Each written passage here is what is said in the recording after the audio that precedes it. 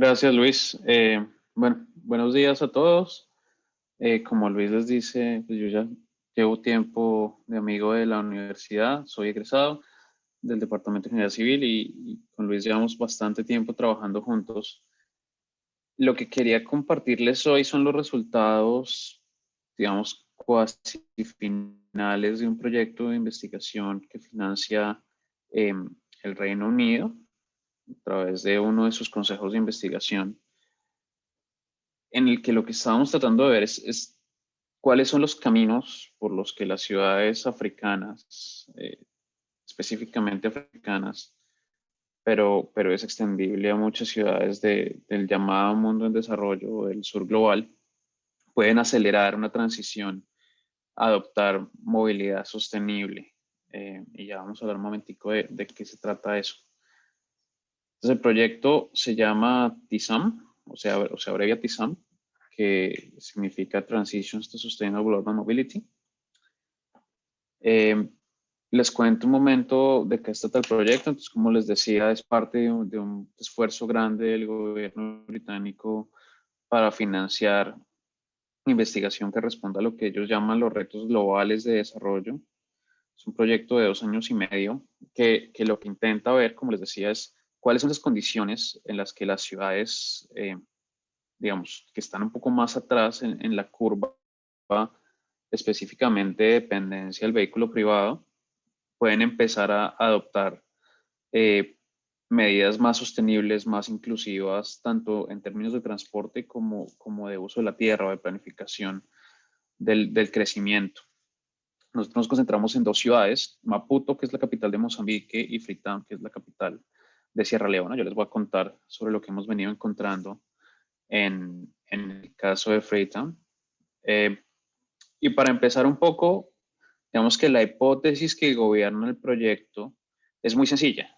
En este gráfico que ustedes ven en la diapositiva, lo que tenemos es el PIB per cápita de los países o las ciudades. Y acá tenemos el porcentaje de los viajes que se hacen en vehículo privado o en transporte privado. Y lo que vemos es que si uno empieza a agrupar estos punticos, que son diferentes ciudades alrededor del mundo, encuentra tres tipos de clústeres. El primero es estos de bajo ingreso y baja motorización, ¿no? El segundo son los que ya han venido adoptando una trayectoria cada vez más dependiente del automóvil especialmente, o el vehículo privado. Entonces ven acá todos estos punticos rojos que conforme van creciendo, conforme va aumentando el ingreso, también va aumentando el porcentaje de los viajes que se tienen que mover en vehículo privado. Y hay un tercer clúster, que es lo que llamamos el clúster del camino sostenible, de la trayectoria sostenible, que si ven, lo que va haciendo es que el ingreso sigue aumentando, pero poco a poco se ve que las ciudades van tomando menos dependencia del vehículo privado, ¿no? Entonces tenemos ciudades de 30%, 40% como máximo de sus viajes que se mueven en el vehículo privado. ¿Dónde dirían ustedes que está una ciudad como Bogotá o ciudades en Colombia? ¿A cuál de los tres clústeres creen que pertenecemos? Les pido que me interrumpan porque no puedo ver el chat ni puedo ver manos arriba. Entonces, desmutense y me responden. Igual yo también estoy pendiente del chat, pero muchachos, adelante, porfa. Entonces, ¿cuál de los tres grupos creen, a cuál de los tres grupos creen que pertenece a Bogotá, por ejemplo? El tercero. El tercero, o sea que está en una trayectoria sostenible, En un proceso. en un proceso. ¿Por qué?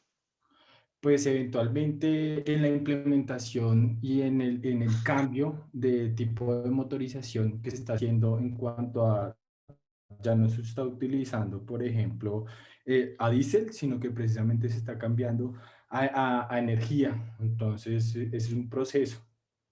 Yo lo veo así. Luis, de la última encuesta, ¿cuál es el porcentaje de vehículo privado? Si lo tiene así En como reparto modal, grueso. Sí. más o menos alrededor del 15% en vehículo y 4,5% en moto. o sea, como 20%. Más o menos. Y el ingreso de Colombia per cápita no está tan alto. Entonces, digamos que podríamos estar más o menos acá. Y el reto, digamos, grande específicamente en África, el Caribe, digamos, muchas de las ciudades intermedias también en Colombia. O sea, evidentemente, si uno hiciera esto por ciudad, tiene a Quibdó, tiene muchas otras en este clúster azul. Y el reto importante es cómo saltamos de aquí a aquí, ¿no? Sin necesidad de tener que pasar por esta trayectoria de aumento del vehículo privado. Lo que ha pasado históricamente, y de acá les tengo otra pregunta, ¿en qué parte del mundo creen que están las ciudades que caen en el clúster rojo? Estados Unidos. Estados Exacto. Unidos. La mayoría de estas ciudades son ciudades que han percibido un aumento considerable del ingreso, pero que dentro de su desarrollo en términos de infraestructura, desarrollo urbano, etcétera, han generado una estructura que depende de forma desproporcionada del vehículo privado. Entonces, la mayoría de esto lo vamos a encontrar en Norteamérica y Asia, especialmente las partes más desarrolladas de Asia, digamos que tuvieron un boom relativamente reciente de dependencia del vehículo privado. Bueno, entonces, ¿qué es lo que hace el proyecto específicamente? ¿Qué es lo que hace Tizón? Bueno, lo primero teníamos lo que llamamos paquetes de trabajo. Entonces, hay un primer paquete de trabajo que construye un marco conceptual y trata de recolectar una serie de evidencia, digamos, de qué es lo que está pasando en estas ciudades africanas que nos interesan. Hay un paquete número 2, que es el que yo lidero dentro del proyecto, que es movilidad, accesibilidad y algunos aspectos de uso de la tierra que son relevantes para la transición en las dos ciudades. Hay un paquete número 3, del que les voy a hablar al final de la presentación, que intenta visualizar cuál es esa expectativa del futuro o esa visión del futuro que quieren tener estas ciudades. Y hay un paquete 4 que trata de dejar un legado y un impacto de las actividades que hacemos.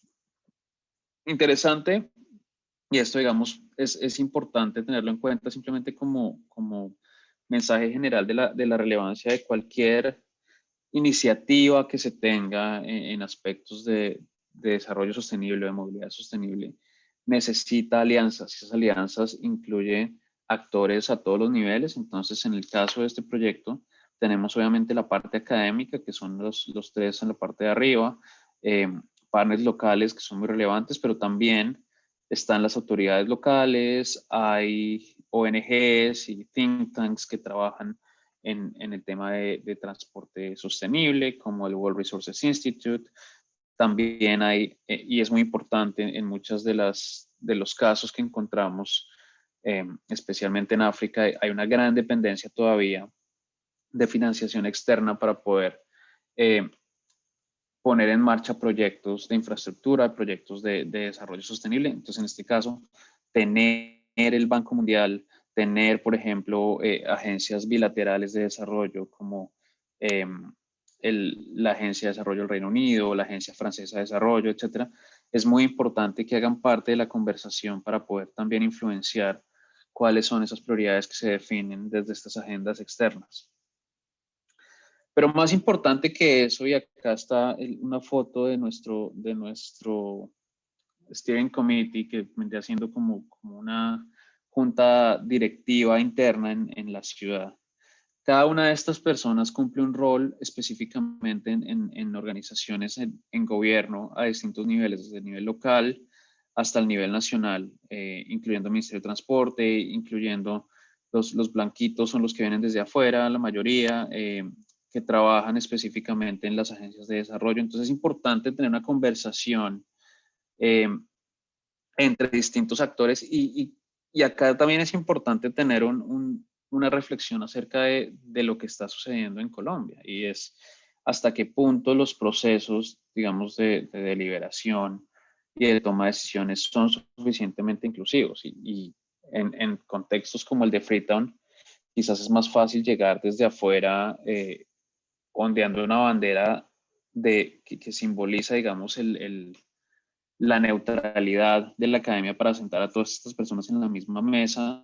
No necesariamente ocurre lo mismo en ciudades en las que los gobiernos tienden cada vez a pensar más que saben de lo que están hablando. Entonces puede haber unos espacios mucho más cerrados y el diálogo se complica un poco más. Ahora, no sé qué tanto están ustedes al tanto de los objetivos de desarrollo sostenible. No sé si han hablado de eso en el CBU, Luis. No específicamente, pero sí los hemos nombrado por ahí por los laditos. Ok.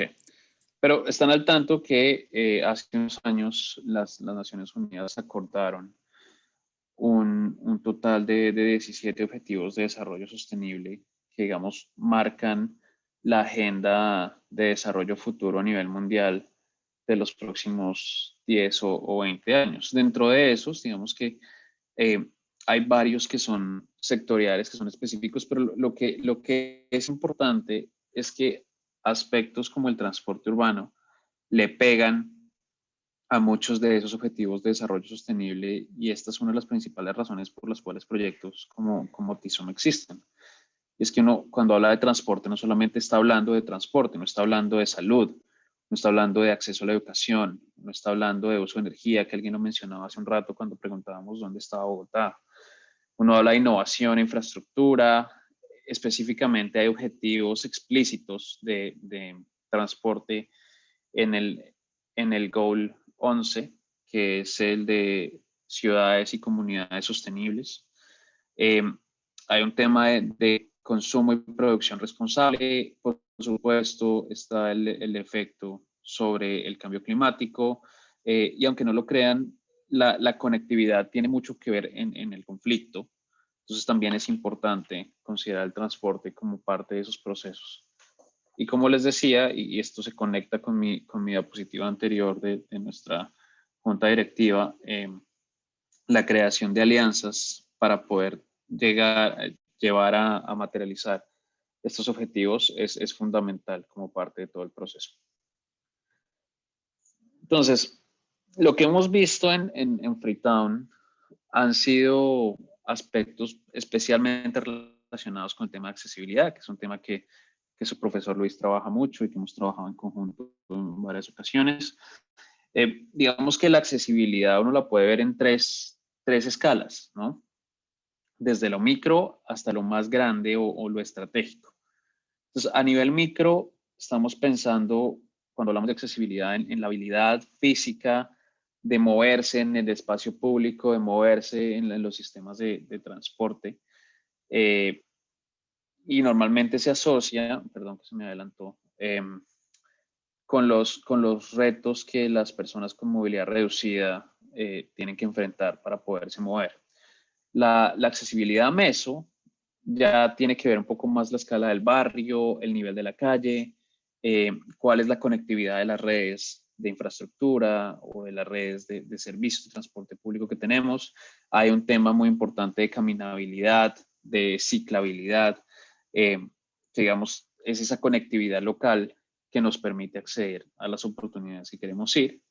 Y finalmente está la escala estratégica, que básicamente nos permite estimar cuál es la facilidad con que la gente puede acceder a localizaciones, a bienes, a servicios, físicamente en primer lugar, pero cada vez más, especialmente en un contexto post-pandemia, virtualmente, ¿no? Y eso depende tanto de la distribución del uso del suelo o de dónde están las oportunidades, dónde están los trabajos, dónde están los hospitales, dónde están las plazas de mercado, etcétera, y todas esas facilidades alrededor de esos servicios, y también las redes de conectividad, tanto física, transporte, como digital, que nos permiten realizar intercambios.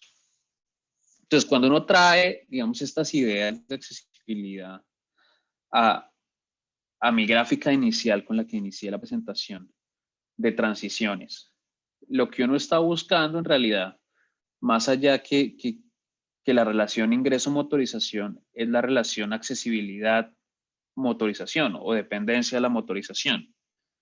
Y lo que vemos, que estoy seguro que lo pueden entender acá, tenemos 4, digamos, sectores, ¿no?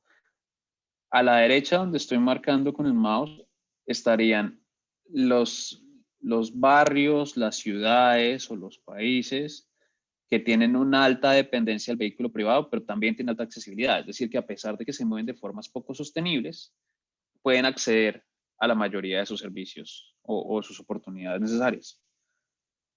Abajo, en este cuadrante que estoy marcando ahora, estaría lo que diríamos que es una transición deseada o es el objetivo, ¿no? Que es una baja dependencia del vehículo privado, pero alta accesibilidad. A la izquierda es la baja dependencia del vehículo privado, pero también baja accesibilidad, que no es deseable. Y digamos que el peor de los 4 casos sería la alta dependencia del vehículo privado y baja accesibilidad, ¿cierto? Si pensáramos, si trajéramos este marco, de nuevo, pensemos como Bogotá, ya que si no son de Bogotá, por lo menos habrán estado suficientemente en la ciudad para poder imaginarse un barrio. Denme un ejemplo de esas 4 categorías. ¿Quién se atreve a darme un ejemplo de alguna de ellas? De los barrios de la ciudad.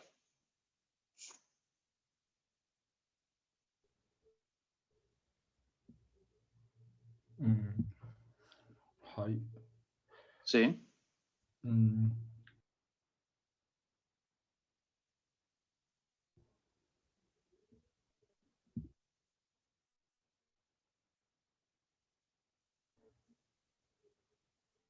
Empecemos con el fácil.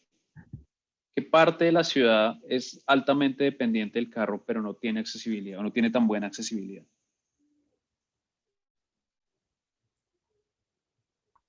Pues yo creo que como las periferias, ¿no? Como Chía y Cajicá y también como Soacha. Exacto, pero yo no pondría Chía, Cajicá y Soacha en el mismo cuadro.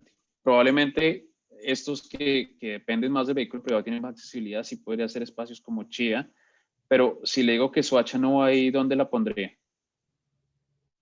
Uy, no sé, en esa, sí. Abajo, ¿cierto? Sí, sí. Pues acá tenemos 2 ejemplos clarísimos en donde hay una distancia, digamos, equiparable de donde está la concentración de las oportunidades, pero la dependencia del vehículo privado es muy diferente, ¿no? Entonces, ¿en alguna medida ustedes dicen que Soacha se mueve de forma sostenible?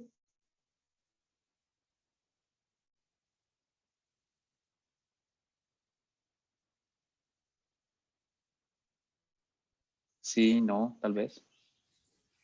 Aló, muchachos, ¿se nos están oyendo?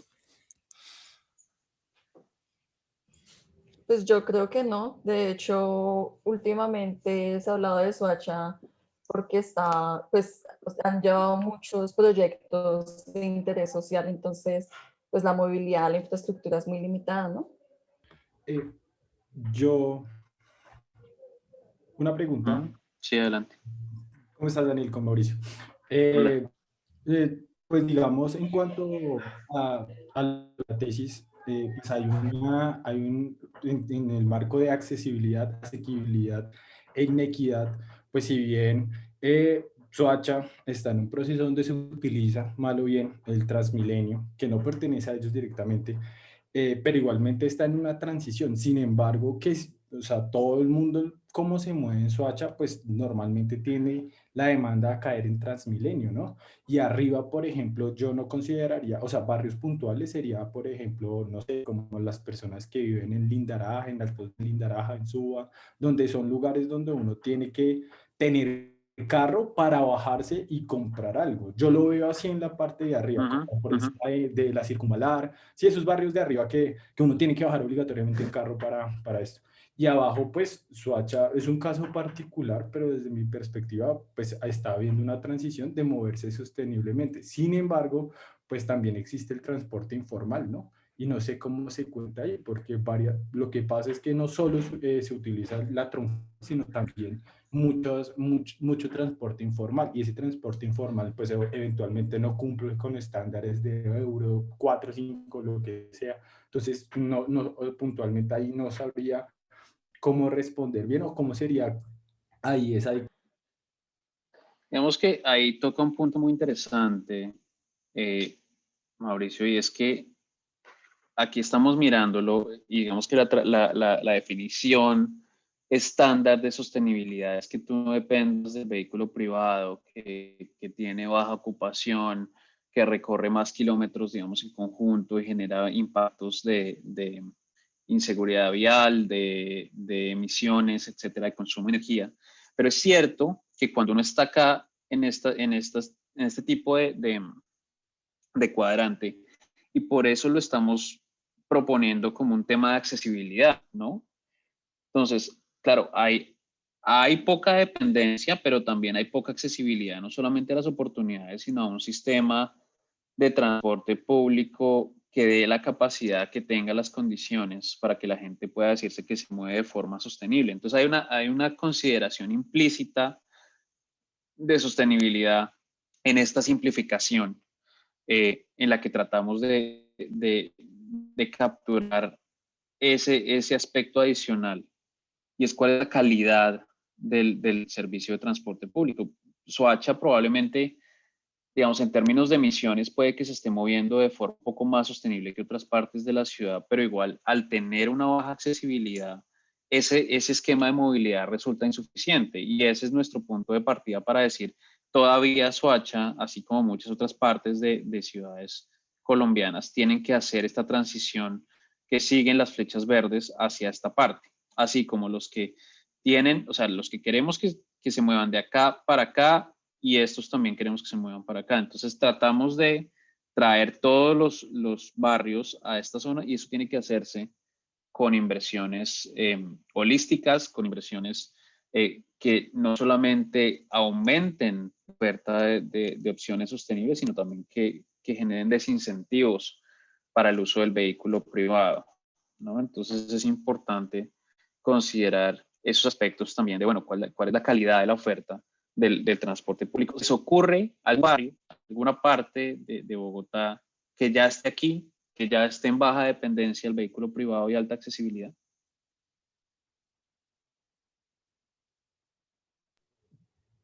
Me atrevería a decir la Gaitana. ¿Por qué? Pues digamos, no existe troncal cerca, sin embargo, ya comenzó a dar pues ese ítem y le iría por ese lado, porque pues eventualmente hay un bajo ingreso, pero ha comenzado, pues en mi caso, que vivo acá en Ciudad Salitre, el acceso y de aquí para allá y de allá ha sido fácil. Y para las personas, en cuanto a las nuevas rutas que ha implementado Transmilenio, ha intentado un poco como generar un acceso a la ciudad por ese nuevo tipo de rutas que se han implementado, lo diría. Yo creo que hoy en día no hemos llegado todavía, o no hay un ejemplo específico que nos permita decir que hay una altísima accesibilidad. O sea, puede que haya accesibilidad al transporte público, pero sigue habiendo este gran distanciamiento de dónde están las oportunidades, y parte del reto de las transiciones a movilidad sostenible es justamente cómo bajamos a la gente que ya está en posiciones ventajosas, pero que no se baja del carro, ¿no? Entonces piensen en toda la zona, digamos, oriente, nororiental de Bogotá y hacia el centro, donde empezamos a encontrar todos estos asentamientos de estratos 4 en adelante, que tienen la mayoría de las mejores oportunidades de empleo, de oportunidades de educación, oportunidades de interacciones sociales, culturales, y de ocio, pero que en buena medida también tienen uno de los índices más altos de sinombrización de uso del vehículo privado, porque al final lo que uno intenta abogar aquí no es porque la gente no tenga carro, sino porque se usen de manera concienzuda y solamente cuando sea necesario, que la mayoría de necesidades de movilidad se hagan de forma sostenible, ya sea transporte público o a través de modos no motorizados. Entonces, lo importante acá, y era, digamos, lo que estábamos tratando de imaginar, es que esto puede hacerse tanto como una fotografía para ver en cuál de los cuadrantes caen los diferentes barrios de nuestra ciudad, como a lo largo del tiempo para ver, bueno, en qué dirección se están moviendo en la escala local, en la escala de barrio, esas diferentes partes de la ciudad conforme vamos haciendo intervenciones. Yo creo que un lugar muy interesante, por ejemplo, es Ciudad Bolívar, y seguro que ya han venido varias personas en el curso a contarles sobre el proyecto de Transmicable. Entonces, ¿cómo Transmicable, por ejemplo, puede contribuir a una transición de una zona que empieza aquí para que trate de llegar tan cerca como sea posible a este nuevo cuadrante, ¿no? Entonces, hay una serie de preguntas que son muy interesantes que vale la pena adoptar desde esta perspectiva para entender un poco mejor la ciudad. ¿Hasta ahí tenemos alguna pregunta?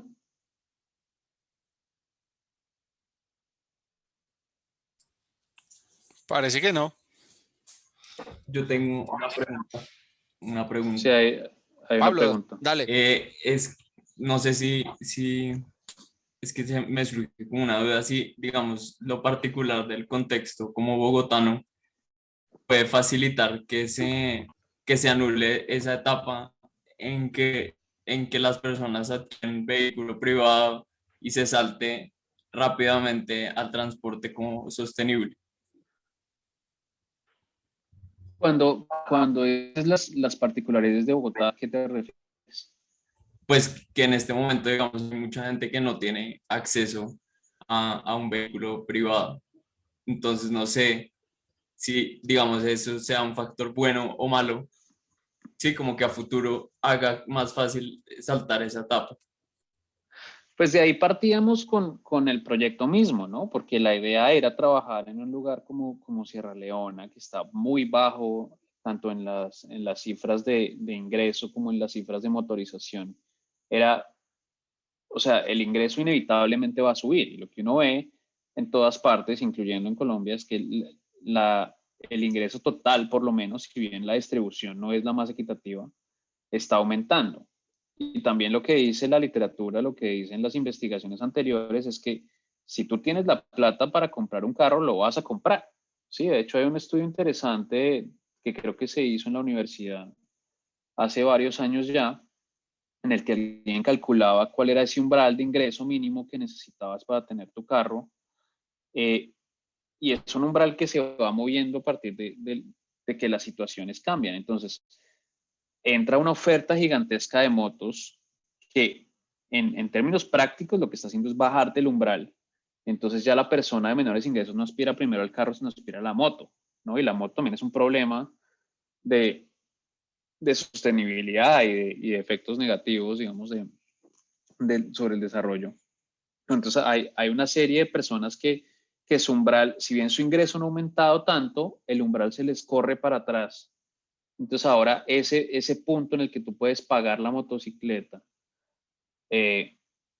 es ese primer cambio que te empieza a tirar hacia este eh, rango que tenemos aquí arriba. Entonces yo no estoy tan seguro que el hecho de por sí solo que haya mucha gente que no tiene carro sea suficiente para decir que nos podemos saltar la etapa de dependencia del vehículo a menos que se empiecen a tomar acciones preventivas al respecto. Y esas acciones preventivas tienen que ir mucho más allá de solamente la inversión en infraestructura y en servicios de transporte público. ¿Qué se les ocurre que podría contribuir a facilitar esa transición o a impedir esa dependencia del vehículo privado? En el largo plazo, que estos son procesos de largo plazo. ¿A quién se le ocurre un ejemplo? Peajes urbanos. Como desincentivo al carro puede ser, pero eso está atacando más al que tiene carro que al que todavía no lo tiene.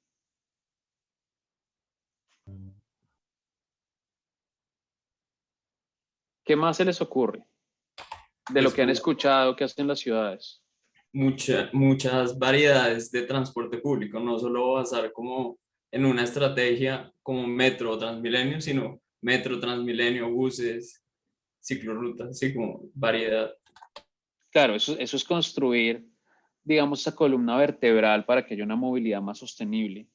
Pero seguimos quedándonos en la inversión, seguimos quedándonos en el concreto, en la tecnología, en invertir en oferta.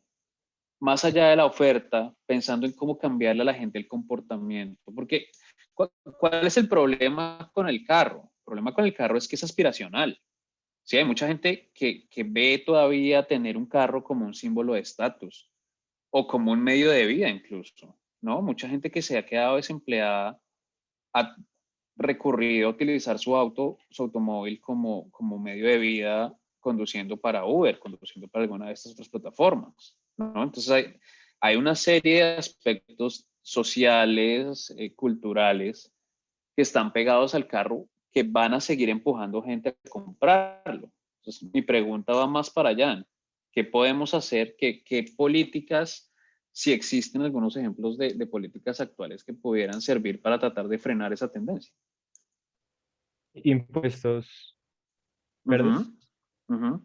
Hacer más costoso, subir el umbral, ¿no? Hacer más difícil llegar. ¿Pero es eso justo? Es decir, si yo soy una persona de bajos ingresos y yo aspiro a tener un carro, yo vería como justo eso. Pero ahí debe haber una balanza entre sostenibilidad del medio ambiente y el deseo de una persona. Y desde mi perspectiva, pues justo sería con el medio ambiente para reducir la huella de carbono. Eso es porque si lo pensemos en una balanza entre el hombre y el medio ambiente, pues el impacto positivo que va a recibir este tipo de medidas con impuestos, porque me parece interesante incluso que haya una tasa de carbón más alta, que las motos paguen más, porque las motos generan más contaminación. Entonces, desde mi perspectiva, pues es justo con el medio ambiente, porque el acceso a un carro, pues eventualmente o un bien, pues no es que sea justo o injusto, simplemente es capacidad adquisitiva. Bien, de acuerdo, hasta desde cierto punto de vista, pero yo creo que ahí hay un problema también de equidad social y de justicia, y es que si ustedes lo piensan, hablemos de taxation, hablemos de incrementar los costos asociados al vehículo privado. ¿Quién puede pagar esos costos adicionales? ¿Quién puede pagar un peaje por congestión? ¿Quién puede pagar un cobro adicional por zonas de ultra bajas emisiones? Los mismos que ya tienen el carro en su mayoría, los mismos de esos barrios ubicados al nororiente de la ciudad, ubicados en la parte un poco más central y más acomodada. Eso no está necesariamente cambiando el comportamiento, quizás para unos, pero no para todos. Yo creo, y acá los invito, digamos, a mirar un poquito más allá del sector transporte. Yo creo que sí es aspiracional, es decir, hay muchas ciudades hoy en día en que se está viendo como que se apuesta más hacia la salud de las personas y el tema así, entonces de pronto puede, no sé, puede parecer rebuscado tal vez, pero salirse como de lo aspiracional del estatus de la gente y no solo el transporte, sino digamos darle una mayor apuesta a lo que es la salud, entonces la gente está más propensa como que si ser lo más saludable y es lo que la gente como que más aspira, pues entonces es posible que empiecen a usar más la bicicleta, o es posible que empiecen a cuidar más del aire que respiran, y entonces de esa manera no está como basándose solamente en el transporte como tal, pero la manera en la que la gente se moviliza se impacta. Yo creo que Camila le pegó al punto.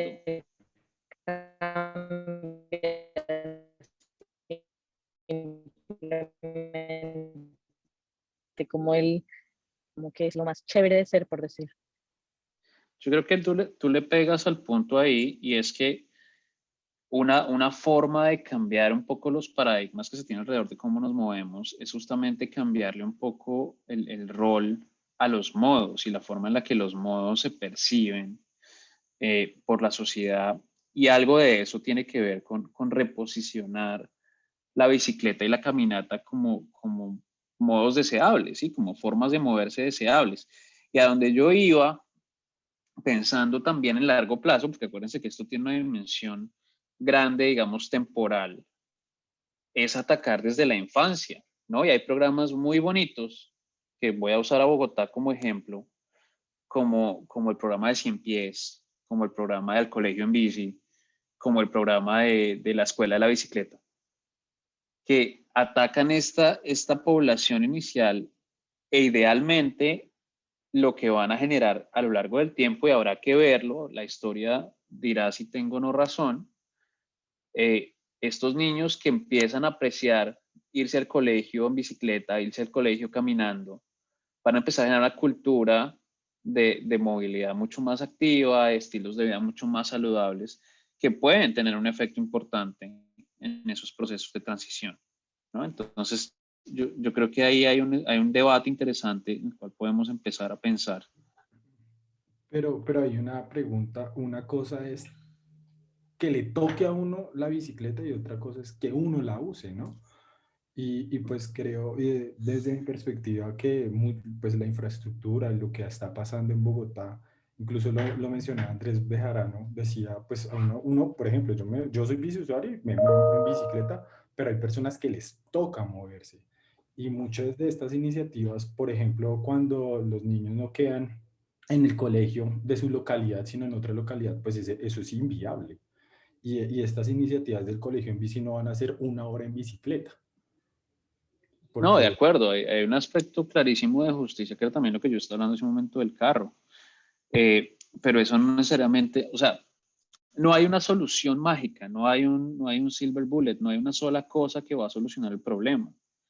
Por eso empezamos hablando de oferta, empezamos hablando de construir una columna vertebral suficientemente sólida para poder, si se logra generar la transición, poderla sostener, que también ese es un problema gigantesco de recursos.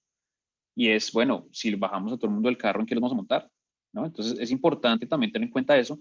Y ciudades como las nuestras, especialmente las que ya están más consolidadas, tienen un problema de inequidad espacial gigantesca, ¿no? Y eso también tiene que considerarse como parte de los esquemas.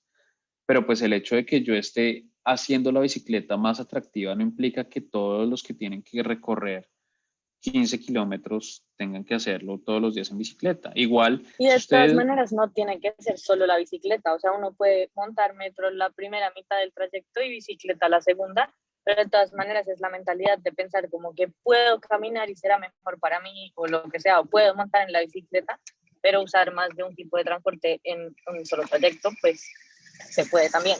completamente de acuerdo. Sí, Pero eso también implica que a través de la infraestructura uno pueda acomodar la complementariedad modal. Yo veo que Nicolás tiene la mano arriba hace rato, qué pena que no lo había visto porque no había mirado a los No, no importa. participantes. Yo quería decir algo que, pues que yo sí estoy en contra de mucho de lo que están diciendo, porque yo no creo que uno deba castigar más al carro y a la moto, porque pues todos los años se suben los impuestos y se sube y se sube, entonces que si usted anda en moto lo penalizamos, si usted anda en carro también, cuando no debería ser así. O sea, todas las propuestas que han dicho como sí, penalícelo, súbale más impuestos, pero más bien se debería incentivar los otros usos, no se debería castigar el uso de ellos. ¿quién ¿Qué tema? tiene la capacidad adquisitiva para pagarlo? Esa es una premisa, ¿no? Para pagar Pero no creas, porque los mucha costos gente, anexos a un carro. Uno a la vez, uno a la vez. Porque desde mi perspectiva, digamos, es cierto y es cierto lo que, ahí voy a dejarlo mal, es cierto lo que dice Nicolás, uno no puede llegar a penalizar a las personas porque tienen un carro, eso es totalmente respetable. Sin embargo, quien tiene la capacidad adquisitiva para tener un carro, pues tiene la capacidad adquisitiva para mantenerlo. Pero, por ejemplo, en cuanto a las bicicletas, me parece, digamos, ese cambio de cultura y todo, pero sin embargo se necesita infraestructura porque biciparqueaderos no hay. Y es pues hay en ciertos troncales y ciertos espacios de Transmilenio, pero no es una masificación donde uno pueda llegar, como decía la compañera Camila, con la bicicleta y cambio en mi metro y la parque. Eso no existe en Bogotá al día de hoy. Uno no puede llegar y pongo acá y me voy aquí caminando. Solo en sitios Dejemos, Cristian, dejemos que Nicolás termine su punto y veo que hay dos manos más arriba. sí, pues yo lo decía porque, digamos, hoy en día hay bicicletas que cuestan más que un carro, o hay carros que se pueden conseguir por 3, 4 millones de pesos que se vuelven accesibles para mucha gente. Entonces, como que también el poder adquisitivo hoy en día ya no es que sea una barrera tan grande como lo veo yo para tener carro. O sea, hay carros que se consiguen muy baratos. Y también, sí, yo monto bicicleta casi todos los días. Y sí, te digo que hay muchos parqueaderos. En todos los parqueaderos de carros también puedes parquear tu bicicleta, también puedes hacer todo, solo que tú no vas a pagar un parqueadero para bicicleta porque dices, pues es que no tengo por qué pagarlo. Entonces también se vuelve un tema de lo mismo que las motos, pues las motos y las bicicletas las ves puestas en un andén, más no en un parqueadero. ¿Por qué? Porque ¿para qué pagarlo? Entonces, ¿tú cómo resuelves ese tema? Porque entonces, listo, te ponemos parqueaderos, pero la gente no los va a usar, porque yo ¿para qué va a pagar 7.000 pesos por parqueadero de bicicleta?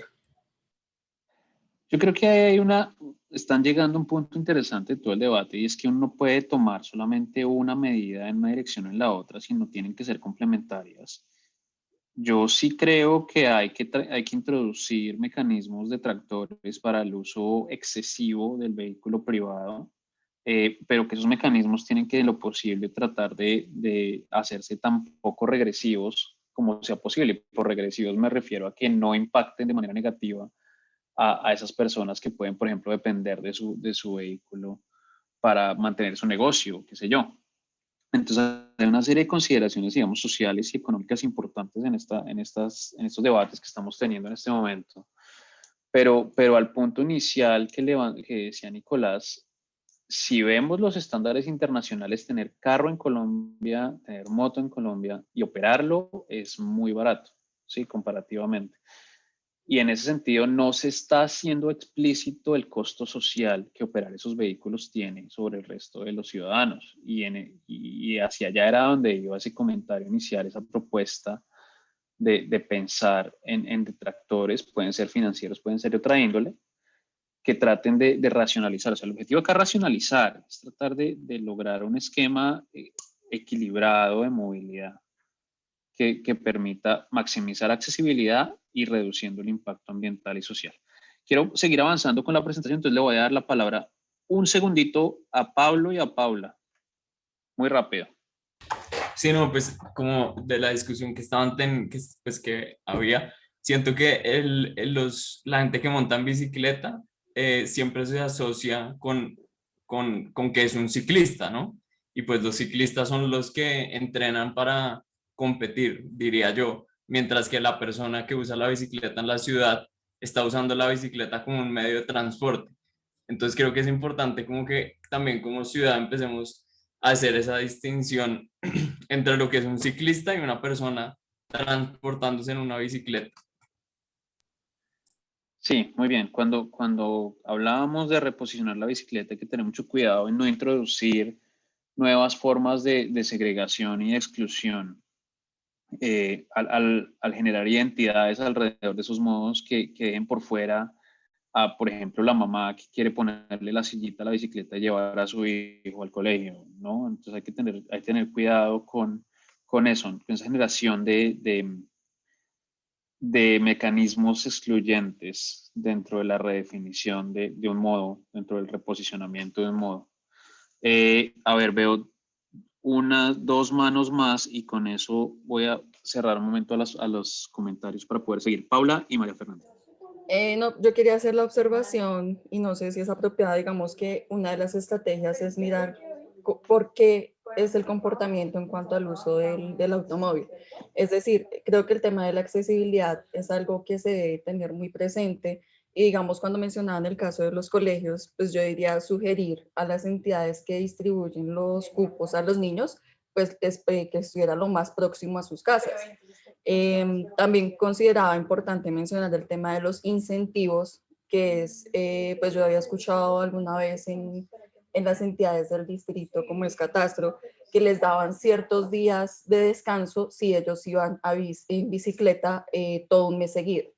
Entonces creo que es una buena alternativa para comenzar y si bien pues no todos pueden reducir el uso del automóvil porque tienen distintas circunstancias, si es comenzar a asistir a estas poblaciones que tienen esas facilidades de movilizarse en otros medios distintos al automóvil, ya sea bicicleta, transporte público y demás. Era eso. Gracias. Bien, gracias, Paula. Muy cierto, pero eso es parte de poner accesibilidad como objetivo, porque la accesibilidad no solamente incorpora aspectos de transporte, sino dónde están las oportunidades y mucho de lo que depende dónde están las oportunidades que accedemos tiene que ver con políticas sectoriales como lo que tú estás mencionando de cómo se asignan cupos en los colegios. Entonces, una contribución importante. María Fernanda. Hola, sí, mira, tengo dos pues, anotaciones en cuanto a lo del vehículo privado. Es que en un país como Colombia se ha vuelto algo más social y cultural. Si yo tengo un vehículo privado o un carro, en este caso, yo mejoro como mi estatus social. Y entonces por eso la gente siempre como su objetivo es, yo trabajo para comprar un carro y demostrar que tengo más dinero, que tengo una posición social más alta en ese sentido. Y segundo, cuando tú dices incentivar, claro, el transporte público o el transporte, modos alternativos de transporte, yo pienso desde mi tesis, yo estoy haciendo una tesis en temas de transporte de género y entonces yo digo ahí, pero entonces, ¿qué alternativas tú le das a una mujer que le da miedo subirse a un bus o le da miedo coger cierta ruta porque le da miedo ser agredida tanto físicamente como sexualmente o como psicológicamente? Eso es parte de cómo definimos accesibilidad, María Fernanda. Y la verdad, y acá voy a tomar prestado de una colega mía en el departamento que se llama Karen Levy, que ha trabajado mucho tiempo en temas de género, y es que ella define la movilidad como la libertad de moverte y de tener acceso a las oportunidades que son relevantes sin restricciones físicas, pero también sin censura o control social. Y el control social muchas veces no tiene que ver con la imposición desde la autoridad, sino puede tener que ver con esos aspectos, digamos, estructurales amplios, como la inseguridad, ¿no? Que afecta, digamos, más directamente a las mujeres, especialmente por el tema de violencia sexual, etcétera. Eso también es accesibilidad, ¿no? Tener espacios que puedan transitarse, espacios públicos que puedan transitarse con tranquilidad, es parte de hacer la ciudad más accesible. Y creo que es tan importante como la construcción de troncales nuevas de Transmilenio para conectar barrios. Entonces, yo creo que ahí, y por eso hace un rato les mostraba el diagrama de las 3 escalas de accesibilidad, ¿no? Porque esas escalas micro y meso, que es donde estos problemas de seguridad, estos problemas de control social, estos problemas de censura se manifiestan, resulta muy importante tratar de transformar la estructura urbana para que sea mucho más inclusiva. Y es parte del debate. Entonces, justamente lo que quería hacerlos ver acá es que alcanzar estas transiciones sostenibles requieren ver muchísimo más allá de solamente tirarle plata a concreto y a buses. Sí, de hecho, qué pena que te interrumpa. Digamos, a mí me parece exclusión lo que hacen en México con lo de los buses rosados o morados, es que eso es. Que Sí. entonces, por ser mujer, tengo que utilizar un bus diferente al de los hombres. Ahí es mi cuestionamiento. Sí, eso es un poquito darse por vencidos. A ver, yo creo que acá no vamos a poder resolver todos estos temas, pero me alegra muchísimo escuchar que están conscientes, digamos, de la multidimensionalidad del problema y de la complejidad del problema. Voy a tratar de avanzar y si quieren retomamos un poco estos temas. Voy a dejar las manos arriba por ahora, porque si no, no voy a alcanzar a contarles todo lo que les quería contar. Entonces, ¿qué pasa? Volvamos a mi contexto africano por un momento, aunque esto aplica en todas partes. Cuando empezamos a planificar para generar acceso y movilidad sostenible, nosotros en el proyecto llegamos a la conclusión de que se necesita considerar 3 cosas. Lo primero es la trayectoria urbana, que es para la ciudad de quién y para quién y dónde queremos estar, qué clase de ciudad queremos construir y qué clase de sistema de transporte se ajusta a esa visión de la ciudad. Otro tema que es importante, que son las prácticas urbanas, ¿no? Y las prácticas incluyen tanto lo que hacemos nosotros en el día a día, de cómo nos movemos, como lo que hace el Estado, lo que hace el mercado, y el mercado es importantísimo, especialmente el mercado de bienes raíces, y lo que hace la sociedad civil alrededor de cómo producimos, dónde trabajamos, dónde generamos bienes y servicios, cómo consumimos esos bienes y servicios y cómo los distribuimos en la ciudad, ¿no? Entonces ahí hay toda una serie de aspectos que poco a poco hemos venido tocando dentro de la discusión. Y está lo que nosotros llamamos los elementos estructurales o los structural drivers, que tiene que ver con las relaciones de poder que están debajo de esos sistemas de producción y consumo. Entre eso hay una cantidad importantísima de consideraciones de género que son importantes traer a la conversación. Entonces, lo que vemos es que cuando uno empieza a considerar estas 3 cosas, empieza a descubrir caminos no solamente para la transición a la sostenibilidad, sino también a la equidad urbana, ¿no? Y esto también es parte del trabajo de mi colega Karen, de la que les mencionaba. Y algo muy importante que hay que reconocer aquí es que cualquier decisión que se tome, por técnica que sea su sustento, por técnico que sea su sustento, siempre va a ser política. Entonces, el tema político, el valor político de las decisiones de planificación de transporte, de las decisiones de inversión en infraestructura, de todos estos aspectos que hemos venido discutiendo es innegable y puede en muchos casos detener procesos de transición a formas más sostenibles de moverse, ¿no? Acá tengo una descripción de lo que habíamos hecho, pero yo creo que eso no es importante en este momento, sino lo importante es ver, bueno, qué pasa en una ciudad como Freetown.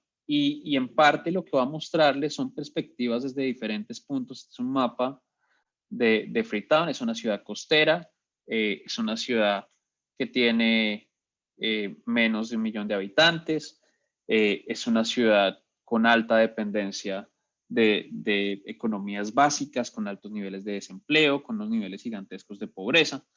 Y nosotros lo que estábamos viendo acá era, bueno, cómo la gente en diferentes partes de esta misma ciudad, aquí en esta zona está el centro de Freetown. Entonces lo que veíamos era 4 grupos, 4 barrios, nos sentamos con ellos a conversar cómo se mueven, cuáles son sus aspiraciones, si les gustaría tener el carro en el futuro, etcétera. Y ya encontramos cosas muy interesantes. Y también digamos que en la escala de accesibilidad estratégica veamos, bueno, cómo se mueven. Y acá no hay BRT, acá no hay Transmilenio, acá no hay metro. Acá lo que hay es una serie de mototaxis, de triciclos o motocarros para los que han estado en Barranquilla y los han visto, o en otras partes de la ciudad donde han empezado a surgir. Ese es el transporte público en Freetown. Esta es la clase de transporte público en Freetown: minibuses, mototaxis y triciclos. Entonces, una cosa muy chévere que hicimos y que les quería compartir es que cogimos un grupo de estos mismos que estaban participando en nuestras discusiones y nos juntamos para tratar de mapear dónde operaban estos servicios de transporte público, porque parte del problema de planificación, y así como lo encuentran aquí en la escala de la ciudad, se los garantizo que se puede encontrar en zonas como Altos de Cazucá, en Soacha, que fue donde yo hice mi tesis de doctorado, donde la información es nula, donde hay una serie de conocimiento, digamos, colectivo o tradicional de, bueno, es que acá pasa el bus, pero no tengo ninguna forma de planificar o de tomar decisiones al respecto. Esto era lo que estábamos tratando de resolver en el caso de Freetown y lo hicimos de una forma muy sencilla, pero que resultó muy interesante, y es que empezamos a reclutar miembros de las comunidades para que salieran con su teléfono y con WhatsApp y que todos le mandaban al mismo teléfono la localización de los puntos donde teníamos estas aglomeraciones de mototaxis, de motocarros y de minibuses. Y lo que hicimos fue crear un mapa, el primer mapa en la historia de esta ciudad, de dónde están los hubs o los ejes principales, los puntos principales donde se puede tomar transporte público en cualquiera de estas modalidades. Ahora, les quería también, para darles un poco de perspectiva de la complejidad de la movilidad urbana en zonas donde esa estructura básica, esa infraestructura, esa columna vertebral que es Transmilenio, que son muchos de los proyectos de infraestructura que tenemos en ciudades colombianas, no existen. Y este es uno de los puntos de mayor tráfico. Voy a poner un video muy cortico, acelerado, es un timelapse de una de las intersecciones peatonales más grandes que tiene esta ciudad.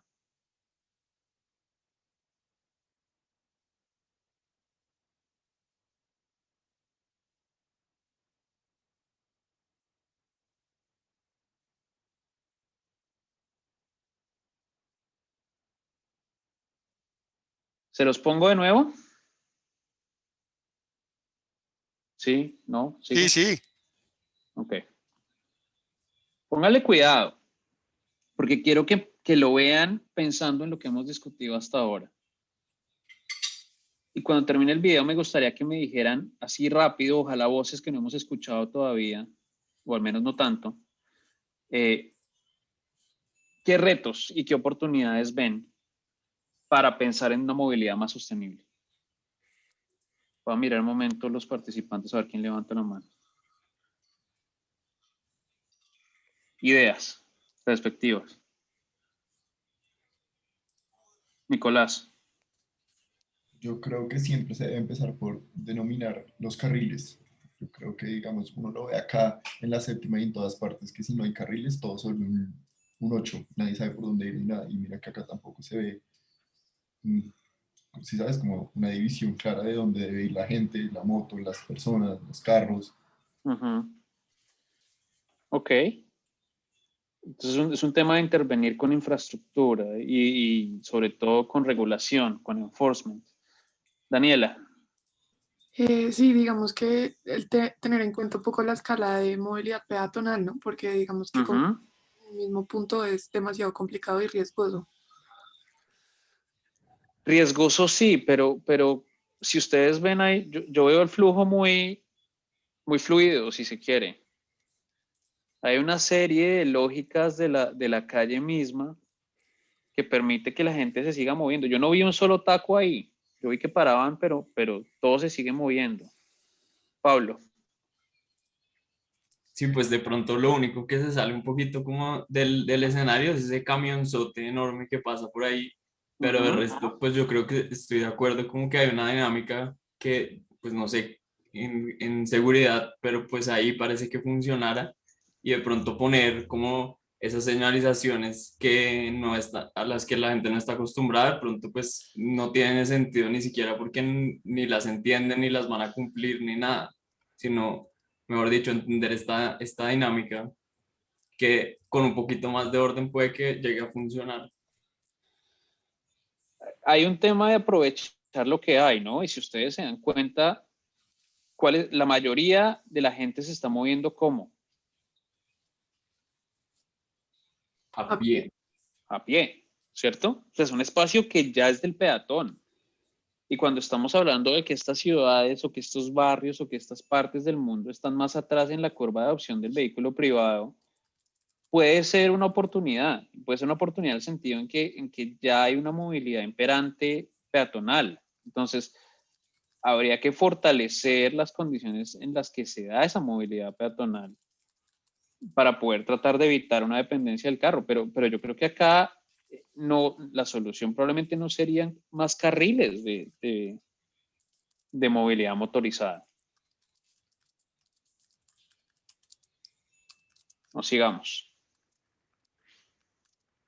De todas formas, yo creo que vale la pena pensar en esto y de nuevo, hay muchas cosas que se intersectan, ¿no? Entonces, claro, la gente se mueve a pie, pero ¿a qué costo?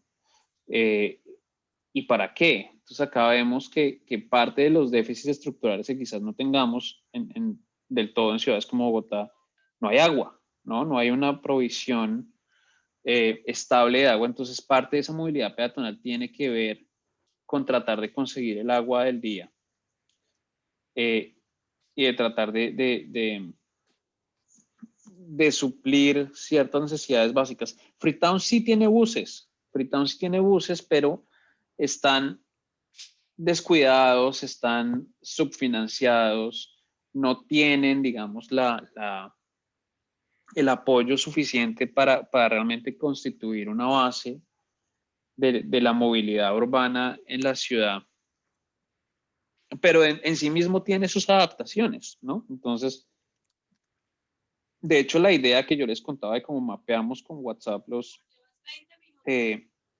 ejes de movilidad por transporte público, por mototaxi y esas otras opciones, la tomé de este bus, que ellos tienen su propio teléfono de WhatsApp por el cual la gente puede quejarse, puede decir mi bus se varó aquí, puede decir estamos teniendo problemas con esto aquí y allá, y hay un tipo cuyo trabajo es sentarse a leer ese WhatsApp y empezar a reportar problemas en la operación de transporte público. Digamos que una serie de adaptaciones que los sistemas pueden empezar a adquirir dentro de sus propios recursos, dentro de sus propias limitantes. Ahora, otro punto que es importante, está el tema de género, está el tema de necesidades diferenciadas. Esto es cerca del ferry, del puerto del ferry, que conecta Freetown con otras partes de la región. Y hay un flujo importante, especialmente de mujeres que viajan todos los días a vender en los mercados.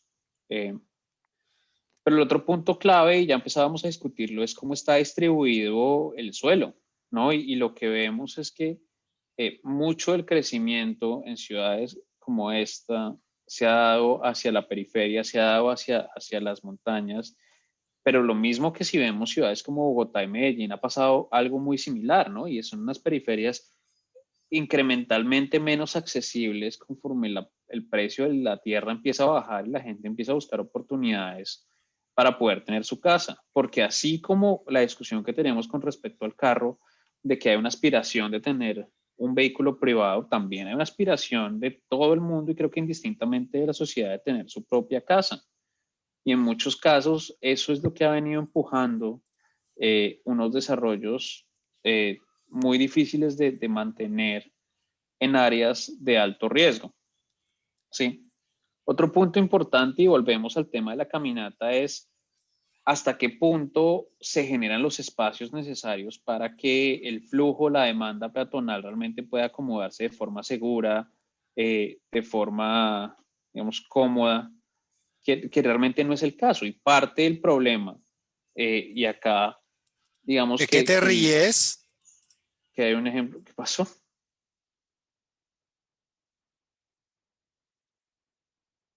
Luis te está preguntando a alguien de qué se ríe. Bueno, en fin. El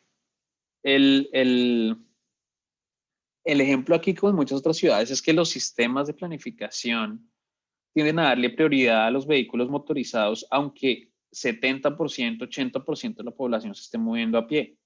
Eso no tiene sentido, pero en parte es la consecuencia de heredar procesos de toma de decisiones, procesos de planificación que no están adaptados a las realidades locales, y eso viene siendo cada vez más claro a lo largo digamos, de estudios como este.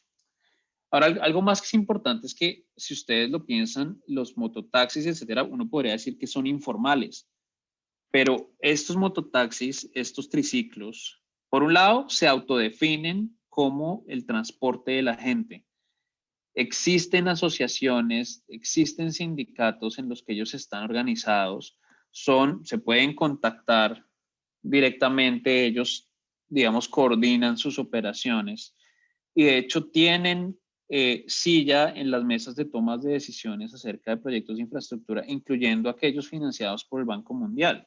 Entonces mi pregunta aquí sería, ¿son realmente informales? ¿Ustedes qué creen? ¿Es eso informalidad? Considerando que son la principal opción de transporte en la ciudad, considerando que tienen una identidad institucional, considerando que tienen voz y tienen voto, ¿son informales?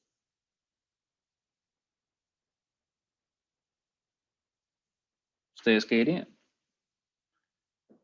Solo son poco regulados, pero no informal. Yo creo que eso es importante también diferenciarlo, ¿no? Y con respecto a nuestros contextos también. Pensemos en Bogotá otra vez por un momento. Es el visitaxi informal. Pero digamos, a comparación, como Daniel está mencionando, pues hay una determinación de que existen por parte de un ente multilateral. Pero acá en Colombia, pues no he visto el caso que un ente multilateral eh, reconozca pues, a este sector como formal. Entonces, desde mi perspectiva, cuando hay un reconocimiento por parte del Estado e internacionalmente de un actor, pues eventualmente se vuelve formal. Hay que ver es en qué marco jurídico estarían dentro del país. Entonces la pregunta sería, ¿es deseable formalizar el visitaxi o el mototaxi, que por ejemplo en Montería es el 80%, muy parecido a como ocurre aquí de la oferta de transporte público? ¿Qué es deseable? ¿Qué es necesario? Yo creo que el visitaxi también es algo más cultural. Para ellos puede ser formal, para nosotros puede ser informal, porque si ellos los llevan utilizando toda la vida y no tienen otro medio de transporte o transporte público, es formal para ellos. Ya también depende de la necesidad. Pero pensando en esta conversación de sostenibilidad, hablemos un segundo del visitaxi, porque el mototaxi es un problema más complejo. ¿Qué es deseable? Yo digo que es deseable que se formalicen. Digamos, yo estoy estudiando el caso de Villavicencio y en Villavicencio hay una comuna que se desplaza solo en mototaxi. ¿Pero por qué? Por el acceso que tiene bueno, el bicitaxi en esa zona, que no llega otro medio de transporte. Ya también es como, volvemos al tema de accesibilidad. De acuerdo, y yo creo que ese siempre debería ser el punto al que uno vuelve. Uno siempre debería volver a la discusión de accesibilidad. Pero una cosa muy importante aquí, que es un tema de escala, es que uno no puede lanzar, digamos, blanket statements que apliquen a toda la ciudad, a todo el país, ¿no? O sea, lo que es informal en alguna parte porque puede que esté haciéndole competencia directa a servicios de transporte público más consolidados, puede ser satanizar la única alternativa que muchas otras zonas tienen porque no ha habido una inversión suficiente y porque la gente necesita moverse, ¿cierto? Entonces, eso también lo que nos hace reflexionar es cuáles son las escalas en las cuales tenemos que hacer esta definición y cargar estos debates de formalidad e informalidad, y también tratar de reconocer el rol que este tipo de servicios, llamémoslo mototaxi, llamémoslo bicitaxi, llamémoslo otra serie de transporte que en el contexto colombiano se perciben como informal, que pueden estar llenando huecos muy severos que han dejado, digamos, la inacción o la falta de recursos por parte de la inversión pública en transporte público un poco más tradicional, ¿no? Entonces es importante tener eso en cuenta. Acá les tenía otro video, creo que aquí está el otro video, sí. Quiero que me digan qué les salta a la vista. Este es el mismo espacio del ferry que les comentaba hace un momento.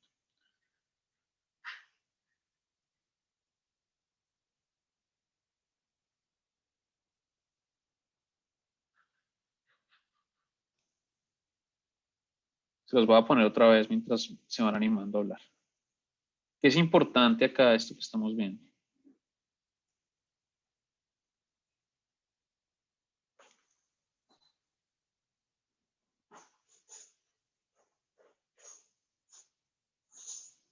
Nicolás. Pues lo que yo veo es que llega un punto que era un ferry para autos y hay más personas que carros, si bien solo entró uno y el resto, mira todas las personas que entró con sus bultos, con sus maletas, con su todo. ¿Y por qué crees que es un ferry para carros? No sé, yo lo asocio con la rampa y con el estilo de ferry. Bueno, ¿y que sean más gente que carros es un problema? No, pero mira que adaptaron, como que se adaptó, como yo lo veo, un transporte que era objetivamente para otro uso y sí, lo están aprovechando mejor. Una tecnología diseñada con otro objetivo, ¿no? De hecho, sí. De hecho, el ferry en teoría conectaba un tráfico supuestamente creciente regional con Freetown, ¿sí? Pero lo que se ve es que, y en muchos casos, para mí este es el ejemplo perfecto del tipo de acciones que se toman tradicionalmente pensando en unos actores específicos, en este caso la movilidad motorizada, y se proveyó un vínculo, un link de infraestructura, porque al final armar un puerto a este lado, armar un puerto al otro lado, es infraestructura. Se compró una tecnología, en este caso los ferries, para tratar de responder a una necesidad supuestamente de movilidad motorizada, y es lo que decía Nicolás, es la gente lo apropia, el servicio cambia y lo que se convierte entonces es en la forma de sostener los medios de vida de todas estas personas. Y si se dan cuenta también la mayoría de la gente que está subiéndose a esos carros, a estos ferries con bultos son mujeres. Póngale cuidado. Esto era al mediodía, en el que ya todas estas mujeres están volviendo a sus villas, están volviendo a sus lugares de origen, después de haber llegado muy temprano en la mañana con sus productos locales, venderlos en el mercado, comprar lo que necesitan y volver. Y es una cosa de todos los días o de cada tercer día. Yo hablaba con algunas de ellas y me decían que esa es la forma en la que se movían y que si no existiera este ferry, no podrían tener eso que en alguna medida les ha permitido generar nuevos beneficios económicos. Hablemos entonces un segundo del transporte informal y voy a tratar de cerrar relativamente pronto, en los próximos 12 minutos, para que podamos tener una charlita breve. Tengo que irme faltando un cuarto. Entonces de pronto alcanzamos a hablar. Entonces, esta idea del transporte informal hay que verla siempre con lupa. Entonces ya hablamos de dónde estaban, ya les conté cómo recogimos la información. Ahora déjenme mostrarles algo de resultados, continuando con esta idea de accesibilidad. Entonces, lo que vemos es que con estos puntos que identificamos a lo largo de Freetown, para el 77% de la población hay al menos uno de estos puntos en 1000 metros, que todavía es una distancia caminable, digamos, aceptable. Para cerca del 90% son 1500 metros del punto más cercano, lo que implica que estos mototaxis, estos motocarros, han generado una cobertura relativamente amplia, relativamente buena de la población en Freetown. Ahora, esto tiene una serie de afectaciones también sobre cuánto paga la gente, por ejemplo, en diferentes viajes. Aquí lo que hicimos fue tomamos una serie de estaciones en las que capturábamos datos, las mismas personas del WhatsApp se subían y entonces antes de subirte tú le preguntas al tipo cuánto te cobra. Entonces aquí está lo que cobra el tipo y acá está lo que acaban pagando. Y como ven, hay una negociación importante porque este punto, por ejemplo, para que eran los que cobraban más altos, entre más oscura la curva, más costoso el destino, acaba pagando más o menos lo mismo cuando la gente empieza a negociar. Y aquí hay una serie de negociaciones informales, de conocimiento, digamos, cotidiano del día a día, que tiene valor para la toma de decisiones, que tiene valor incluso para la operación del transporte público. Que si ven acá lo que el operador tenía en mente, así sea el mototaxista, que iba a recibir versus lo que la gente acaba pagando es muy distinto y se ven, digamos, también tendencias de cuáles son las zonas que resultan ser un poco más costosas. Entonces al tipo le parece que venir acá es menos conveniente, entonces cobra más, pero la gente es capaz de negociarlo para tirarlo para abajo. Entonces hay una serie de consideraciones importantes. Lo mismo para el triciclo, no mentiras, el que es el triciclo, el Okada es el mototaxi, y se ven unos patrones relativamente claros, ¿no? Entonces, hay la ventaja también de esa informalidad es que al no tener esas reglas tan fijas, en muchos casos, si bien puede que este viaje sea más costoso de lo que debería ser, se necesita regulación, también es posible que este viaje lo hubieran estado cobrando por encima de lo que la gente estaba dispuesta a pagar. Entonces hay una necesidad acá de reconocer esas dinámicas y también esto habla muy claro de la necesidad de tener información confiable para poder entender cuáles son las preferencias, cuáles son las necesidades de la gente y cómo el transporte público en particular se adapta a esas necesidades. ¿Sí? Ahora, otro punto que es importante ver y ya ver con evidencia que ustedes lo mencionaban, por ejemplo, dónde están los colegios, dónde están los hospitales, qué pasa con el uso de la tierra. El caso de Freetown es un caso extremo en alguna medida en el que hay mucha menor provisión de transporte público, de infraestructura de transporte, pero también hay mucha menor provisión de equipamientos urbanos, de salud, de educación, etcétera. Y lo que vemos acá son curvas de accesibilidad a oportunidades, en este caso, de salud dentro de un tiempo de viaje determinado, incluyendo la red de transporte público. Y lo que vemos acá es que si esta fuera una ciudad de 15 minutos, en esos 15 minutos, la mayoría de la gente, por un poco más del 60%, o sea, acá es una curva que empieza en 0, pero estamos llegando al 70%, entonces digamos que 65% de la población en Freetown no llega a un solo hospital en 15 minutos. De pronto empiezan a llegar más en 30, ¿sí? Cerca del 20% de la gente empieza a llegar en 30. Pero la mayoría logra llegar en 1 hora. Entonces, lo que se ve también, y estas curvas de accesibilidad son tan interesantes por eso, es que cuando uno empieza a superponer zonas de alto acceso con niveles de ingreso, con niveles de motorización, con dependencia del transporte privado, uno empieza a ver que todas esas zonas privilegiadas son las que empiezan a tener mayores niveles de acceso o de ventaja social al transporte. ¿Sí? Lo mismo pasa con la educación. Entonces aquí tenemos las curvas a 15 y yo llamo las partes blancas, son como esos desiertos de oportunidades donde no se llega a nada. Y ven cómo poco a poco se va llenando la ciudad, pero eso viene a un costo, y el costo no solamente es en términos de tiempo, sino en cuánto tiene que pagar la gente para poder acceder a esas oportunidades. Entonces, hasta aquí lo que hemos hecho es entender a Freetown y hemos hecho un paralelo importante con digamos, las condiciones, especialmente en Bogotá, pero también en otras ciudades del país. Probablemente muchas ciudades de Latinoamérica también comparten algunos de los retos que tiene Freetown. Pero ahora déjenme contarles lo que hicimos con esta información y por qué es importante generar alianzas, que era lo que les mencionaba en mi diapositiva sobre los objetivos de desarrollo sostenible. Entonces hicimos unos talleres con todas estas personas que hacen parte, cada uno de ellos tiene un rol en autoridades locales, están también sentados los representantes de los mototaxis, de los motocarros, hay gente de academia, hay gente, digamos, de todos los sectores que podrían ser relevantes.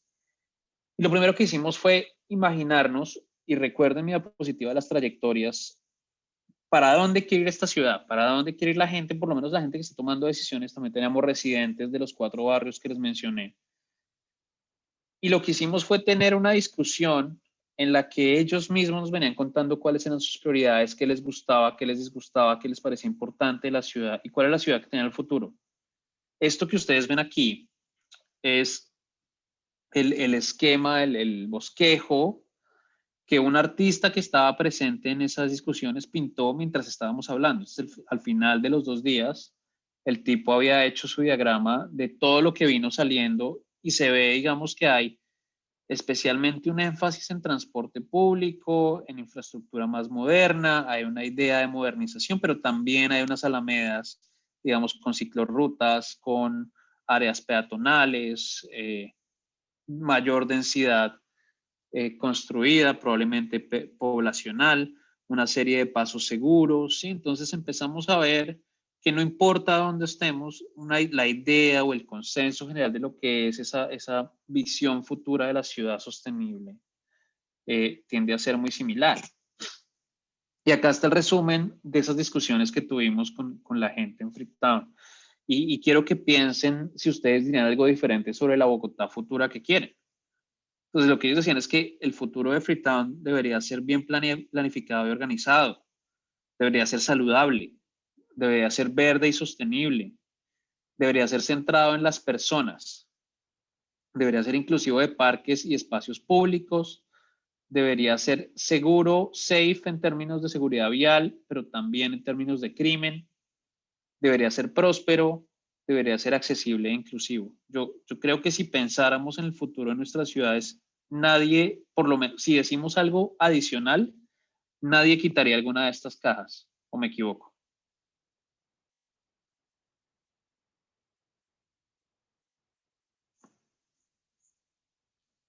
Voy a tomar el silencio como que no me equivoco. Muy bien. Ahora, acá ya empieza a ser diferente. Y creo que era importante para ustedes también ver esto porque hay una serie de retos sociales, socioeconómicos y también físicos que afectan distinto a las ciudades y que es importante tenerlos en cuenta, ¿no? Entonces, lo que les gusta, y esto es importante porque tiene una población no mayoritaria, pero digamos un 30% son musulmanes, entonces la gente está muy satisfecha de que hubiera tolerancia religiosa. Es algo que no tenemos que lidiar en Latinoamérica porque somos muy homogéneos, ¿sí? Hay un tema de clima que les gusta la proximidad a la naturaleza y al mar, sienten que tienen independencia para expresarse, sienten que la gente es hospitalaria y amigable, les gusta, digamos, el ambiente de la ciudad, pero lo que no les gusta tiene que ver mucho con las fallas del planning, ¿no? Las fallas de la planificación urbana, que no hay agua y saneamiento completo, que faltan equipamientos públicos, que hay altos niveles de congestión, que falta accesibilidad, que falta presencia de la autoridad. que hay poca planificación. Y a lo que llegamos en ese momento era que había unos principios que debían soportar la movilidad de los sistemas de transporte que fueran accesibles, eficientes, seguros y sostenibles. Entonces, lo primero es controlar y coordinar el uso de la tierra, integrar la planificación urbana y de transporte, asegurar el trabajo cross-sectorial, que haya colaboración entre, por ejemplo, la Secretaría de Educación, la Secretaría de Movilidad, la Secretaría de Recreación y Deporte, etcétera. Fortalecer la capacidad institucional para la planificación, promover desarrollo de alta densidad y con uso mixto del suelo, priorizar transporte público y transporte activo. Entonces, y acá vemos todo lo que habíamos discutido, ¿no? Entonces, mejorar como prioridad las facilidades peatonales y las facilidades de transporte colectivo, generar o introducir herramientas de manejo de la demanda y de cambio comportamental, incluyendo taxes, por ejemplo, a los vehículos, proveer sistemas de transporte público asequibles, específicamente para los más vulnerables, e integrar sistemas de transporte multimodales. Esto que hicimos hoy, y si se dan cuenta y si piensan hacia atrás a toda nuestra conversación por la última hora y media, hemos dicho más o menos lo mismo a lo que llegó este grupo de practitioners, de expertos en la ciudad de Freetown. Incrementar la resiliencia urbana. Freetown tiene un tema grande de retos alrededor del cambio climático, tiene inundaciones, áreas de incendios forestales que son importantes. Clave, generar ingresos, porque sin plata no hay infraestructura, sin plata no se pueden hacer muchas cosas. Entonces, ¿cómo se generan ingresos para poder realizar estas intervenciones estructurales? Y generar innovación tecnológica para reducir los impactos ambientales. Ahora, les preguntamos también cuáles serían las prioridades. Hicimos una cosa muy interesante y a mí me gustan mucho los cuadrantes, como se dan cuenta. Entonces tenemos acá la factibilidad y acá la prioridad de distintos tipos de intervenciones, ¿no? Entonces en verde, este verde tenemos intervenciones de infraestructura física, en este verde más oscuro tenemos control de demanda, tenemos en el morado la integración de transporte y uso de la tierra, y en el cafecito está gobernanza y regulación. Y lo que vemos es que si nosotros les preguntábamos qué querían priorizar desde el 2020 hasta el 2040, a lo que llegamos como consenso es que el transporte público, la formalización del transporte que se considera informal, la caminabilidad del transporte masivo y la integración del transporte y el uso de la tierra son las prioridades de la primera década de desarrollo o de la construcción de esa visión de Freetown que ellos quieren para el futuro. Más adelante, y esta es una ciudad que tiene cero ciclismo y era increíble decirle a la alcaldesa que pensaran en una ciclovía dominical porque era como si le hubiera hecho que matara a alguien. Entonces hay una serie de cambios de paradigma que son reconocidos, que tienen que tener lugar antes de pensar en priorizar ciertas cosas, y eso tiene sentido y está bien, porque la realidad de las ciudades no siempre es la misma. Entonces acá vemos que hay un tema de integración, de generar transporte en demanda tipo Uber, vehículos, digamos, la transición tecnológica llega mucho más tarde. Hay un reconocimiento colectivo de qué es lo más importante para esta ciudad. También preguntábamos, pues, cuáles son los problemas, cuáles son los retos que podrían generar, digamos, dificultades para alcanzar esta visión. Y acá los tenemos en orden. Entonces hay un tema grande de regulación, de presencia de la autoridad. Clave, en segundo lugar, el tema financiero. En tercer lugar, capacidad técnica institucional. Muy importante, lo que yo les decía, todo es político. Entonces, la falta de voluntad política o la existencia de voluntad política para poder generar los cambios. Y finalmente, el tema de crecimiento urbano y uso de la tierra. Y ya con esto quiero cerrar, que es, después de todo ese proceso, después de todo ese entendimiento que ustedes me han acompañado de la ciudad de Freetown y probablemente han hecho en su propia cabeza las analogías con sus ciudades o con Bogotá misma, llegamos a esto, que es un cronograma ya de quinquenios, de cuáles son las prioridades en esas 4 categorías de infraestructura física, de manejo de demanda, de integración del uso de la tierra, de planificación sectorial y de gobernanza. Y vemos cómo distintos proyectos empiezan a encontrar lugar y empieza la gente a construir un orden lógico de se necesita esto antes de generar esto, y de cuáles son las cosas prioritarias o las cosas permanentes, como temas de cultura ciudadana, como temas de priorización de transporte público, etc. Entonces, con esto quería cerrar y las conclusiones no se las quiero dar yo, o sea, me gustaría escucharlos ahora, que me digan qué concluyen de todo este cuento sobre cómo una ciudad africana está pensando en su transición a movilidad sostenible.